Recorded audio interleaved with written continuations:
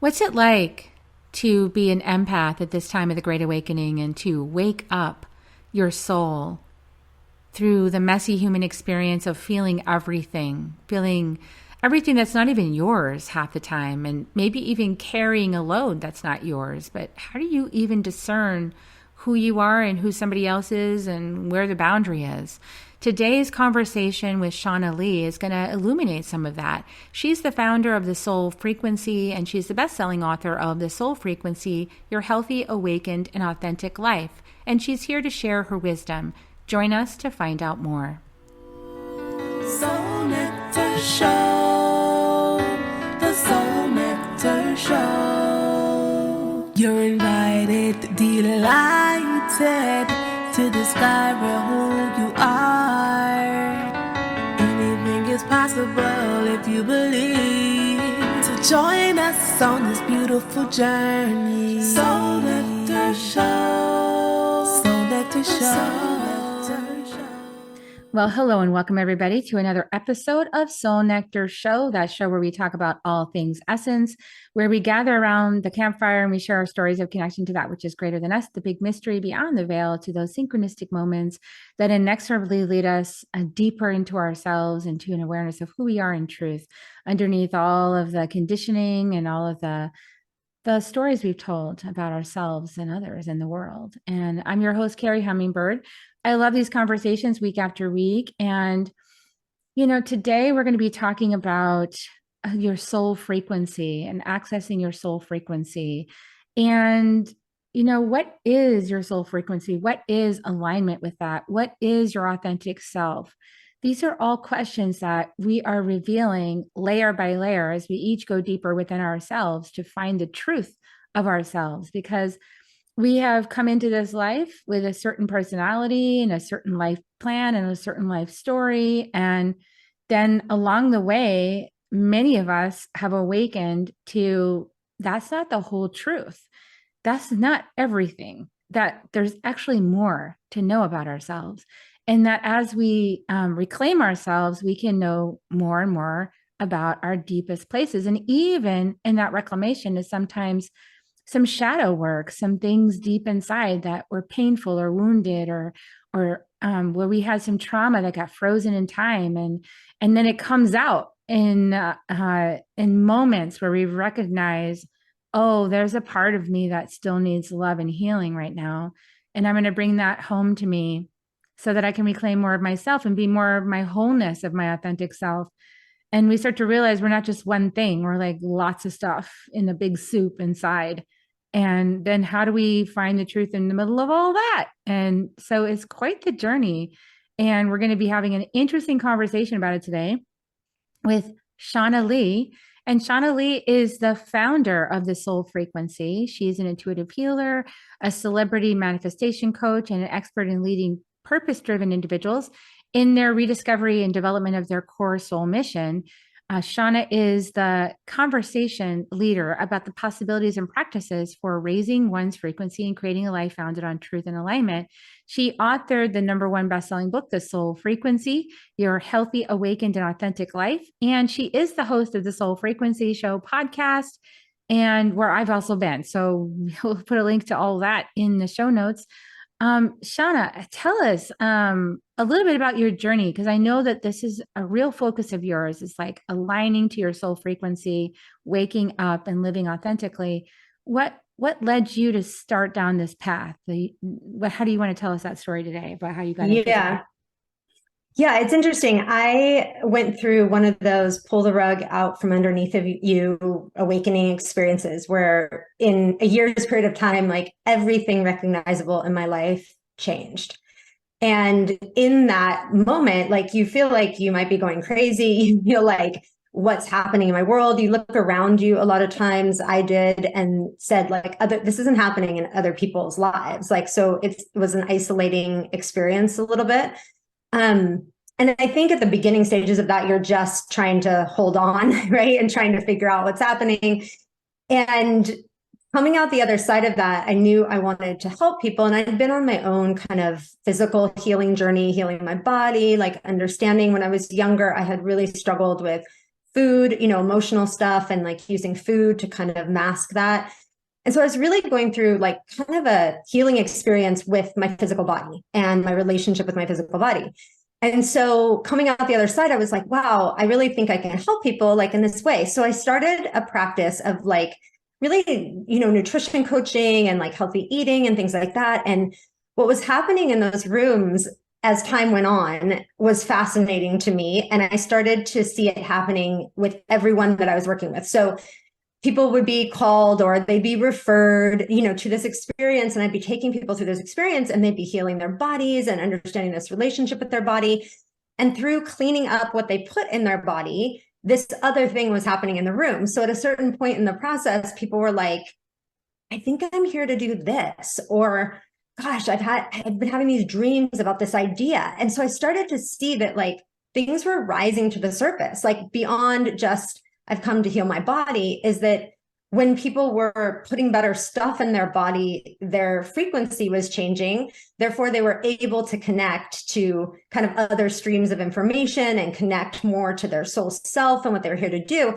And it was fascinating because some of the people that was in my practice at the time, they had really like, they were an insurance agent, or they had like these really kind of 3D, solid careers they'd had their whole life. And all of a sudden they're like, I need to start this whole other different business. Like I'm going to start this other company and I'm going to do this. And so I started to ask myself, like, what's going on here? Because I kept seeing it over and over again. And when I started asking that question is when I started having like this other relationship with healing, which was looking at all of these connection points of the things that we experience and learning how to disconnect some of the programming that we receive and how to connect people to a higher frequency.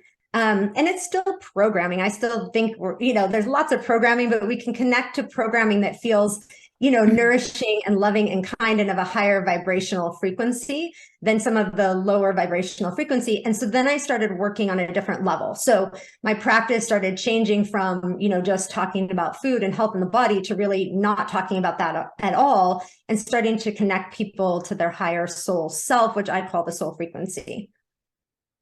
Beautiful. And the body is really a big part of waking up, right? I mean, the body is here to be our vessel of earth school, right? And to understand things, and everything's stored in the body. So interesting that as you were helping people elevate their frequency with food and nutrition and probably movement, that you were finding that the next layer was coming up, because that was on top. Like the food goes on top of the pain, right? Like comfort eating is a huge, that was in my family too. And I have rewired a lot of it, but it's, it is a go-to pattern. Like if things start to come up that are uncomfortable, it's like food, where's the awesome tasting food when maybe what's needed is just to sit and feel the feelings. Yeah. And the more feeling, I'm a Cancerian soul and I have a lot of emotions. Are you? Oh my gosh, I love it. I have a lot of big emotions, that I've experienced in my life, which I think kind of goes along with being, intuitive or psychic. Like you just feel life. And so, the way to kind of deaden those feelings a lot of times is, obviously food, drugs, alcohol, whatever, whatever someone's addiction is, because when you're feeling things so intensely and before you learn how to like understand what is yours and what is not yours, then you're just, when you're in traumatic environments or around difficult relationships or your family system is difficult, when you're growing up, you're just feeling all of that. And you're drowning in it, like for a lot of people, and you don't know how to stop it, right? And so for me, like in my life, food was a way to just drown out like all that was going on around me. And I didn't have the tools at the time to say like, oh wait, this isn't mine. I can actually send this energy off. I don't have to take everything in and process everything for everybody else. That is such a big lesson. I remember when I started healing myself and going to psychotherapy, one of the things that I would hear over and over again is you don't have any boundaries.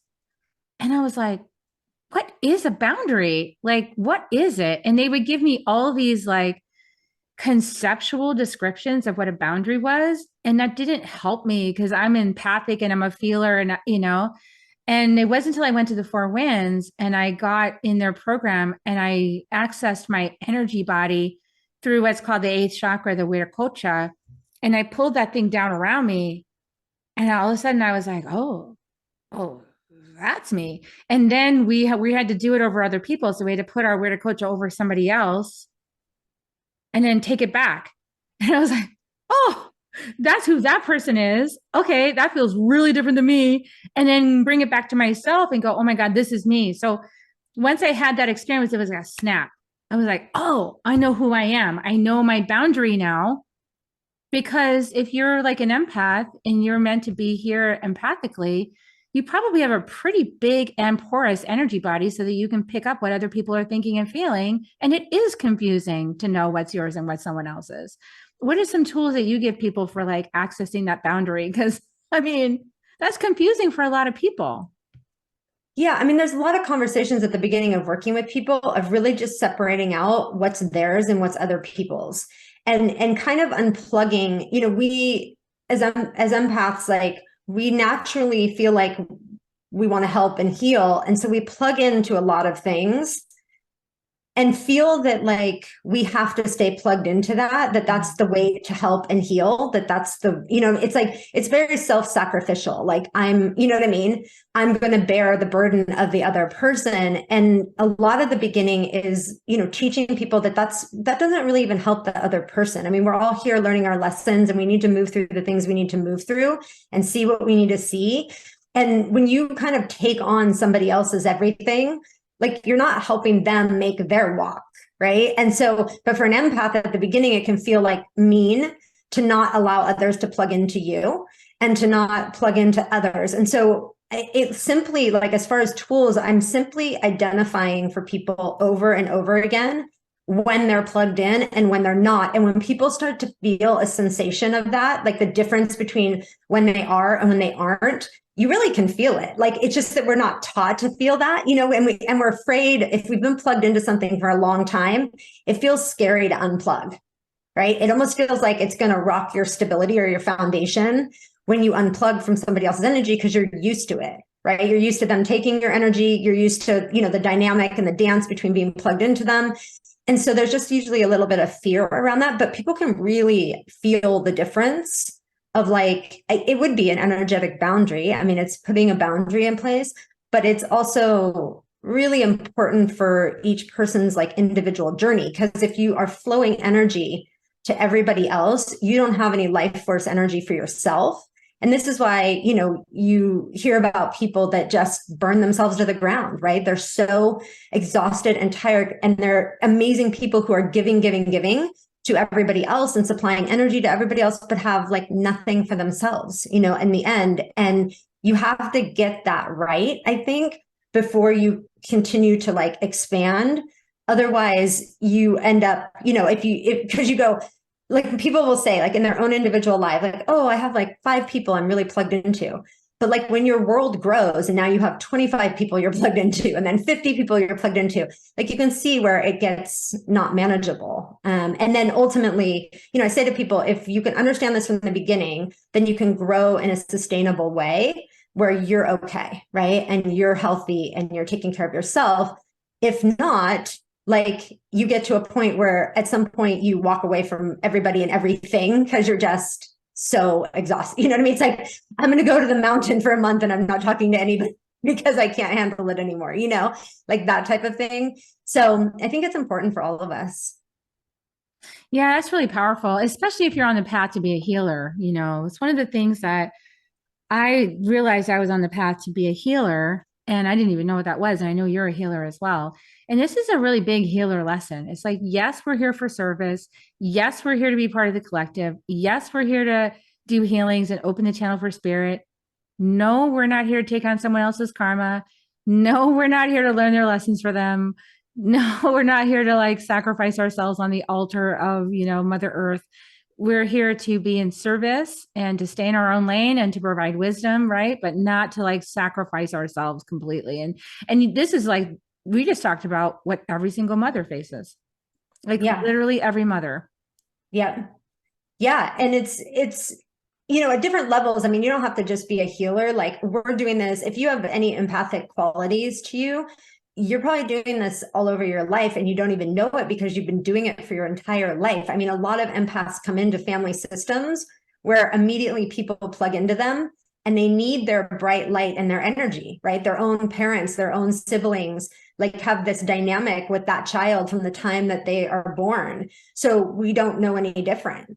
And then there's a lot of flow of like, kind of like the child bringing their light to the table, or being a light in a darker environment, and that darkness rises up because that light is there, right? And so it can be very intense. It's like, there's a lot of intensity around me. And so, it's good to look back on our lives and just see, like, who are the people that supply you love and connection and energy, and who are the people where you go home and you need a nap, right? Yeah. Or you say, I got to get out of this person's energy cycle. It's exhausting me, because it'll help you to understand, like, and this doesn't mean that people are awful people or they're evil or whatever. We have these energy dynamics, and it's, a lot of times comes from something we're learning or working out in this lifetime, but we're here to learn it and to work it out and to understand it from a higher perspective. And so if we look at these things, I always say, like, follow that energy, follow that feeling. And it's funny because a lot of empaths don't trust that feeling. Like, oh, I feel so exhausted when I'm around, my mom or my dad or my uncle or whatever. But I'm like, something must be wrong with me. You know what I mean? Like, everybody else is fine around this person. And we don't listen to ourselves, right? And to how we're feeling. Yeah. And so part of accessing that soul frequency is realizing these things, right? Like realizing, oh, there is a place and a way of being that I am healthy and happy and not alignment. And then there is the place I grew up in. There is the way that I was brought into the world through.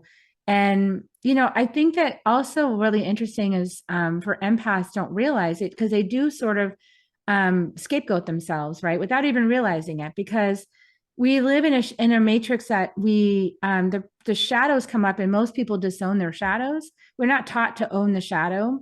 So we're like, oh, not me, not me. I'm the star of my show, not me. I'm the good person, and so it must be somebody else that did that bad thing, or somebody else. That's why I'm feeling it. And so we're kind of all programmed to project our shadows out onto everyone else. And when you're in a family system with somebody who has a big bright light and they are calling the shadows up, then everyone's trying to shove those shadows over on the other, the person who's the empath, right? And those are the people that get diagnosed. I mean, those are the people that get the diagnoses and break down, and they can't handle it. And they're the weak link in the family system because they're inundated with so much heavy stuff, and they believe it's their fault, because they were told that. And that was a big mind screw that I had to get out of, and I really love that there's work coming out now revealing that family systems is important to look at the whole family. When one person's struggling, is to look at the organism of the entire family and see what's actually going on in the energetics under the surface, because probably people need to clean up their boundaries about owning their own stuff, staying in their own lane, owning their own shadows, not projecting it over on somebody else. And the empath going, no, that's not mine. This is mine, but that's not mine. Figuring out the discernment. I mean, I think the biggest gift of the awakening experience is like, you go deep into the victimization of like, why is this happening to me? I don't want to change, like, I can't do this. Like, as you go through this kind of like tough lessons, and at a certain point to come out the other end, you get to a place where you go, oh, I'm the creator, right? I'm responsible for this. Like, you know what I mean? I'm not the victim of this experience. Like, I created this experience. I'm responsible for it. I'm responsible for myself. And that's the part where you start owning that shadow, right? And integrating it and saying, I think one of the most dangerous parts of like spirituality in general is this idea of, oh, it's just going to be perfect and it's going to be happy. And like, oh, if you just do this, you can manifest only money and joy and this and that. And that's missing the point of this, right? Like, we were talking about earlier, like, you are going to cycle through various facets of your wounds to understand them from a different vantage point. And, it doesn't matter if it's the soul frequency work or any other work, it's really about integration and becoming whole and being aligned with the truth of who we are, which is all these aspects of self. It's not about erasing our shadow or, trying to live this like Pollyanna, I'm happy everyday life, because we're here to go through the range of emotions. We're here to experience things. What changes is that we don't stay stuck in these states of victimhood for like decades, right? When things come up in our life that test us, we have more tools and we have the ability to see it from multiple perspectives, a higher vantage point, our lower wounded vantage point, right? Like when things come into my world, I can instantaneously click back and forth between what this looks like and what this means at different levels of frequency, right? So I can look at it from here and from here and from here and from here and from here. I can say, what's the lesson from this vantage point? What's the lesson from this vantage point, from this vantage point? So you have some movement with it, right? Where a lot of times people get stuck and there's only one way to see this. Like I'm seeing this from my wounded self or from my past. I'm painting over the top of whatever is occurring in my life right now with all those wounds from the past. And I'm stuck in that vantage point. And so to be able to see things we talk about being multidimensional. It's like, what we're really talking about is also being multidimensional with our perception of what is occurring in our reality and being able to understand it in different ways, which then unlocks you from this rigid, just three-dimensional thinking of like, this is what this is. And then we stay stuck there forever. Yeah, it's such a great perspective. And just to bring that home for everybody, what Shanna's really saying is, guess what? There's not like a destination called forever happy with a smile on your face and you never ever feel angry, sad, mad, glad, all that stuff again. No, it's like you're not on a ladder. It's not a ladder going up. This is the hardest thing for people to realize, right? It's not a ladder going up and you just stay up and you're never ever bothered again by the human experience. No, we're in the human experience, but we can bring higher consciousness, awareness, soul perspective, soul frequency, if you will, to the human experience, right? And then from that perspective, everything looks different. And, so the wounded self looks different. The annoyance looks different. The anger looks different. It all looks different. And actually, I think that the soul perspective allows us to feel those things actually more fully because we know we're coming at it from the big self, from the one that's timeless. And so that stuff can't possibly take us out, because we're bigger than it, we're bigger than this human experience. We're timeless and we can handle feeling a little bit of anger. Yeah. And those are where the big lessons are. It reminds me, there's a client of mine. It's so funny. And he found his way to me at a time in his life where everything was unraveling. Everything was bad. It was the worst it's ever been in his life. And I was like, the good news when this is happening is like, you're up leveling, like you're going to, what I mean? On the other side of this, like you don't go through things like this if there's not another side to it. So I'm like, it's just a matter of connecting to that next side of things. And what that was creating like from the ground up together, a vision for the company that he was going to create and what what that was going to be. Everything down to like changing his name, conceptualizing the company. Like there was a whole thing that we rolled out. And like, when I look back on his journey over the past, like, let's say 4 or 5 years, like you would look at it from the outside and you would say, it is the most exciting, awesome thing that he has built and created, and the people he works with and the people he employs and everything he does. And I think back to that moment where it was nothing, he was in that point of nothingness, which is the point of creation, if we really understand it. And then I think about all of the conversations that have been had in that past like 4 to 5 years.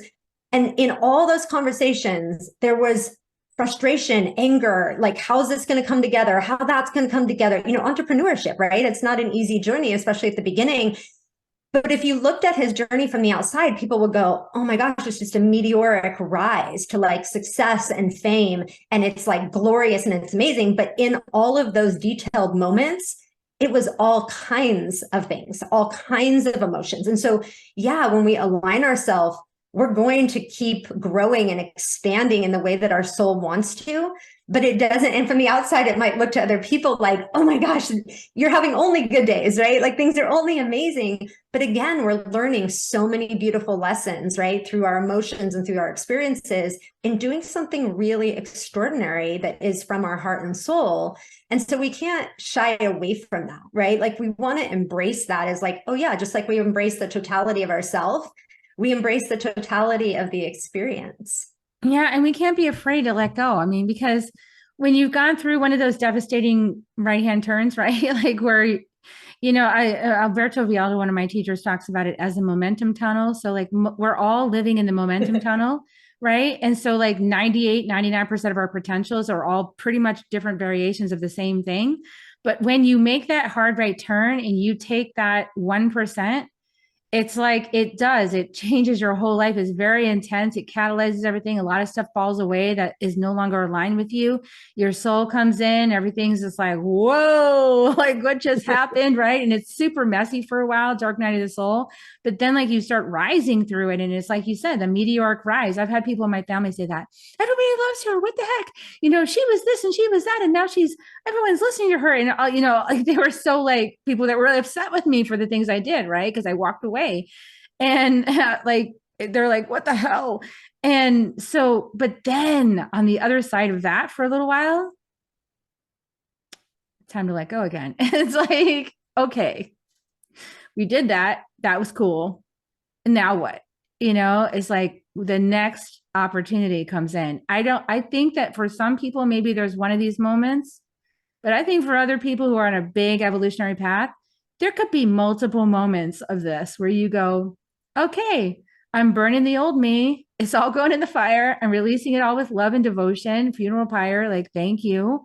And then that moment of stillness, that moment of, oh my God, something else is going to come in now. And maybe it won't be as dramatic as the first time, or maybe it will. Who knows? But we have to be ready to let go, right? We have to be courageous in this evolutionary process. I write a section in my book. It's actually like one of my most favorite things that I downloaded in writing my book. And it's a section called Stability is an Illusion. And the one thing that I know about this evolution that we're all going through collectively, and then also my own individual evolution, is that it rocks you to the core of whatever you think your stability is. And the reason for that is because at the higher frequencies, we are much more aware that everything is emotion. So what you're talking about, like the higher someone is vibrating and the more, kind of work they've done physically, mentally, emotionally, spiritually, things move faster, right? So you will move through iterations of yourself faster, right? And something else will birth through you again and again and again, because stability is an illusion. And the more you release and surrender and let go from the things that you hold on to and that your personality self-identifies with, the faster the energy moves, right, through you. Therefore, the faster lessons come in and the faster you move through them. And everything kind of quickens as you move through those experiences, where it doesn't feel as dense, right? It's not like, oh, I'm trudging through the mud, which it may feel like at the beginning of, an awakening journey, like, oh, I'm stuck in the mud. Okay, I can trudge through the mud. Okay, the mud's getting a little bit easier to walk through. But it does start, kind of going faster. And this is also for me returning to our true nature as part of nature. Because when you think about animals, like they move based on migration patterns, based on what will keep them safe, predators, things of that nature. If they said to themselves, like, I'm going to build this concrete building and I'm going to live in here and I'm not going to migrate when my body and soul tells me I need to move because of weather, they wouldn't be as healthy as they are, right? They wouldn't be able to be who they are. They know in nature, all of nature knows that there's no such thing as locking down, like, this is my job, this is where I live. It's about being able to move when your surroundings tell you to move. And when like, okay, the weather is not going to be good for me here, or, oh, there's predators coming in, like, I need to run over here, I need to relocate. Like, it's in our ability to be in motion that we are our healthiest, right? Whether it's just physical exercise with our body, but our egos, and we've been taught by society to try to hold everything down, right? Lock it down, have the savings account, have the house, have the job we self-identify with. And all of that energy is just not supported on the planet like it used to be, because we're really evolving and changing. So, this is part of also getting to a place where we move around the country in a much easier way, like the world, not just the country, the world, like everything becomes more accessible to us. because we're not like, ugh, it has to be right here. I'm not okay if I don't have this. So that's some of like what's moving through us. And if we feel stuck, for anybody that feels stuck in like really fearing like our security, our safety and security, I would look into some of this, right? Because we can source safety and security from within ourselves, which is what it's really supposed to be, and not from things outside of us. Yeah, it's so powerful. And, this is a time when we could learn a lot of lessons from Hummingbird, right? Because Hummingbird takes the epic journey, doesn't have a clue where the next flower or the next nectar is. It takes an epic journey and always gets fed and just follows spirit, right? And that is what we're being invited to do. And as I took on the namesake of Hummingbird because it came to me as a power animal, I'm constantly in that conversation too, like with myself. And it's not always an easy conversation because you do want to plan things out. You do want to, let's say as a parent, you want to be sure you have a home for your kids. You want to be sure that they get school, all those things that you want to be sure are provided, right? But then this sort of coyote energy comes in and just sort of like disrupts things and moves this over here and says, nah, we don't need that. And that's not important. And you're like, it is. And you can find yourself in this little moment of disagreement with the universe, right? And who's got more energy? so, I think we are being called to like really get in the flow of things, really get aligned. And the message that came through for me last night, this is so perfect, actually. And, it's always perfect, right? Is the same thing I was seeing. I pulled 2 cards from one of Alberto's decks. And the first card was, it was like this, it's time for an initiation. It's like a whole new beginning, right? And so there was a bridge into the cave where you go through the cave and you dismember and you let it all go because you're tired of yourself. Like they're like, okay, everyone might be impressed with me right now, but I'm sick of myself. So I need to go dismember. I'm done with this. And then on the other side, I was called to pull another card, and it was this joyful muse. It was this, literally, I just got a cat, and it was a cat card. It had a cat with a paintbrush, all happy and painting, and like this like joyful cat. And it's like, wow. So in other words, on the other side of dismembering and letting we consciousness like take over the me, like dissolve the me, let the we, there's joyful muse. Wow. Okay. And so can you trust? And I asked myself last night, I was like, can I trust if I let go of me, that the universe has got my back? And if I just disappear, like the consciousness of Carrie, my kids are going to be okay. Everyone's going to be fine because the universe has got us anyway. Like the whole idea that I was protecting them or doing anything is sort of like just my self-importance, right? That's what I was getting to last night. Yes. And it's so powerful, right? Because we have these preconceived notions of what we think we need to be as parents, or we need to be as a woman or a man or a person. You know what I mean? Like we don't even realize that we're operating out of a lot of programming, right? And it's like there's layers of that, right? Like you see some of it and then there's still some in there. And like, it's always great when you have awareness on your side and you can become aware, or you like pull a card or you go somewhere, so you have a conversation with someone and you're like, oh, boom, there it is. Like there's another, kind of hidden layer that I need to take a look at. And it's so funny. You brought up hummingbirds, and I want to say that hummingbirds were like, in my awakening journey, hummingbirds came to call me forward. So like I lived in a place at the time when my whole world fell apart, and I cried every single day for like months. Like every single day I was just like shedding. I didn't even know what I was shedding. I was just sobbing and like my world was falling apart. And I had this back patio, and I lived like kind of up on a hill. So there was a view from the back patio. And I had like a little, couch thing out there. And I would just go out there because I had a young son at the time, and my husband, I didn't want to worry them. I was like crying every single day. So I'd go out in the back patio and I would just sob. I would just sit there in nature and sob. And these hummingbirds started coming. Like first it'd be 2 of them, and they'd be dancing like right in front of my face, like so close that I could like reach out and grab them. And every day I would go out there and cry, and more hummingbirds would come and more hummingbirds. And I was never like a super nature person in my life. Like I just wasn't, and it was like when nature started to open up for me and like started to hold me in this experience that I was having, like, because I had nowhere else to go. Like, it just felt like no one else could hold me through this. But like literally it began with hummingbirds, and then it started with butterflies, and then I had squirrels showing up, and like I just feel like nature was coming to me and just saying like, we've got you, like you're okay and you're going to move through this. And it's one of those experiences that like still to this day just chokes me up when I think about it, because I started to have a relationship, right, like with these animals. And then, the other part of me would have these moments where I'm like, okay, I'm talking to hummingbirds. Like, what is going on? Like, where has my world devolved to, right? I'm like out on my back porch talking to hummingbirds and butterflies. And so I had both of these aspects of myself, right? As we're going through our own transformation process, like there's a part of you that's like, yeah, I'm talking to hummingbirds. And then there's this part of me that's like, oh my God, should you be concerned? You're talking to hummingbirds, right? Like, and it was so great. And, I mean, we all have those sides of ourselves, like as we go through these experiences. And at a certain point, I'm like, I'm just going to take both of these sides of myself with me, right, into this kind of portal from this experience. So I love that you've taken on that name, and it's very, very meaningful to my journey.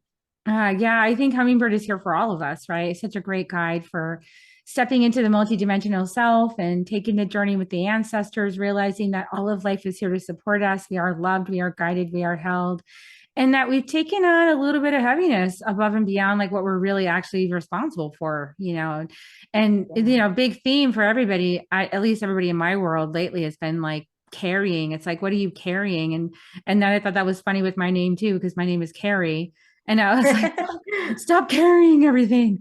And, it's more like caring, rather than carrying. And if we can learn to do that as empaths, even, back to our conversation about empaths, it's like learning how to care for others without carrying them and their karma, but just what you're like, hey, you can do this. You got this. I'm in the next lane. I'm watching you. I'm over here in my lane. You're in your lane. You got this. I can cheerlead you from over here. You can handle it. You wouldn't be here at this time if you couldn't. And I feel like that's what we do here, right, Shanna, when we're doing our podcast too. We're cheerleading everybody and saying, you got this. You got it. Yeah. It's the best. It's the best, most awesome journey you can go on. Like, no matter what it entails, like you can have moments where you're like, what's happening in my life? But you look back on the experience and you're like, oh, this birthed me. Like, this is how I became more of myself. And it's so sacred and so beautiful. And so no matter where you are in the process, like sometimes you just have to stop and just say, I'm just grateful that I came here to have this life experience at this important time on the planet. I mean, obviously we all said, okay, here we go. Like, this is a big moment and we're coming for this. And like you said, you wouldn't be here if you couldn't make the walk. And so it's just about having those moments, even when it gets intense, just saying like, oh, I'm grateful I called myself up to this. I'm grateful that I get to experience this in this lifetime. I mean, it's really something extraordinary. It is. And I also want to normalize for anybody out there, if you've been having these feelings like, I hate being human, I hate humanity, this whole place sucks, screw Earth.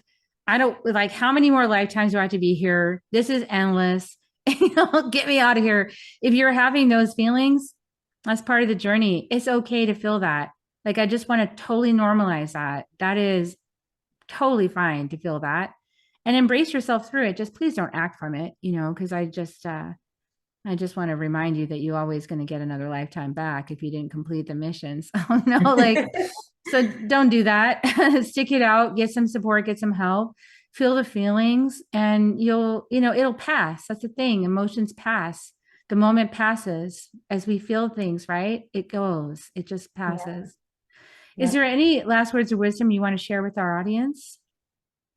I think what you said is really beautiful. I mean, there's probably not a day that goes by when I don't struggle with humanness, like, and you and I have podcasts and we talk about this. I mean, I think it's like, again, just embracing all aspects of self and all feelings and knowing that you can move through them, that it's all part of the journey. And, the next day is a different experience, a different emotion, and just riding those waves instead of trying to fight them. I use the analogy of like, if you go to the beach and you stand up nice and tall and a big wave is coming, it's going to knock you over and it's going to suck you under and you're going to not know where the top is and you're going to be spinning under the water. But if a big wave comes and you dive under it, and you swim under the wave, you feel the peace, underneath that big wave is peace. And then you come up the other side and you navigated that. Right. So it's like the ways in life that we stand in front of the wave like a rock, that we get hit and towed under. But if we see it like, oh yeah, there's a wave coming. All right. I'm just gonna, dive underneath this wave and feel the peace underneath that and come out the other side and learn the lessons, then we are moving with life. I love that you said that, because literally, Shanna, about 3 weeks ago, my husband took me to the beach, and we were in Port Aransas, and we were on the beach and just kind of sitting in under the shade and just enjoying ourselves, watching this family full of kids, but the youngest one was so cute. He was tiny. He's maybe like 3.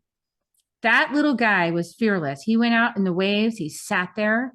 And as each wave came in, you saw his little hand, ka-chop, ka-chop. Like he was karate chopping every wave. And I wanted to take a video of it so bad, but I didn't want to be a creepy person. But it was just so funny. He was just chopping every single wave. Like, I will stop you. I will chop you down. And at some point he got tired. He just sat there. Little light worker coming. He's like, I will take on all the waves. And I thought of myself in life, right? Like, oh my gosh, how many times have I been, I will take this on with my sword and my shield. And it's like, really? You're going to battle life? Okay. Right. A few thousand lifetimes later, I'm like, yeah, I give that up. We all try. We all have our moments. We come in so innocent. I know. Good and evil, right, wrong. Oh, yeah. Okay. And now we're moving into the Aquarian age, where it's like, no, that's just not even true. Take a breath, everyone. Let's just take a breath together. This has been such a journey. And I don't mean just this broadcast, but I mean, you know what I'm talking about, people. This has been a journey all together. Let's take a breath.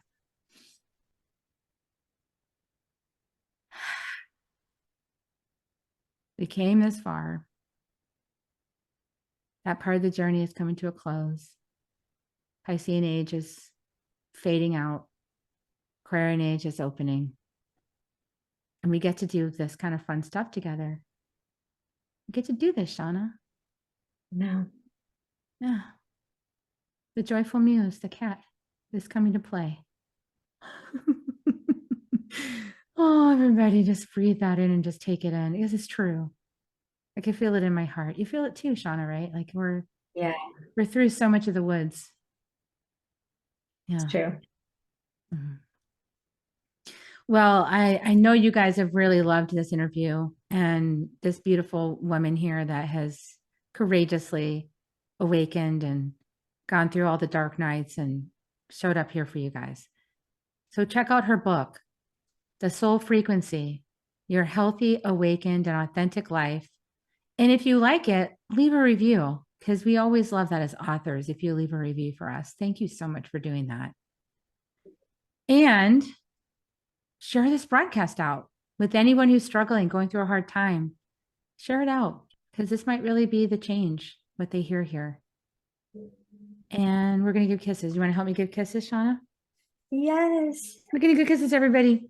We love you so much. Thanks for tuning in and staying to the very end to get these kisses. We love you, love you, love you. Here they come.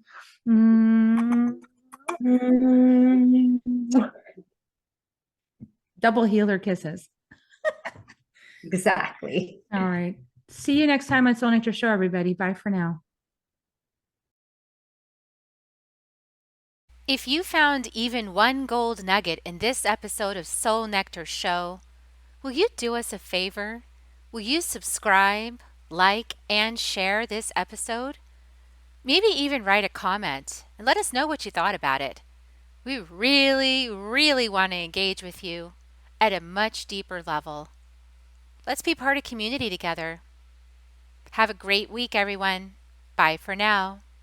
To dive in deeper to nourishing conversation, visit soulnectar.show. Soul Nectar Show. Awaken, Nectar Show. Take a sip from the drip of the nectar, from the source of who you are. Soul Nectar Show. Yeah.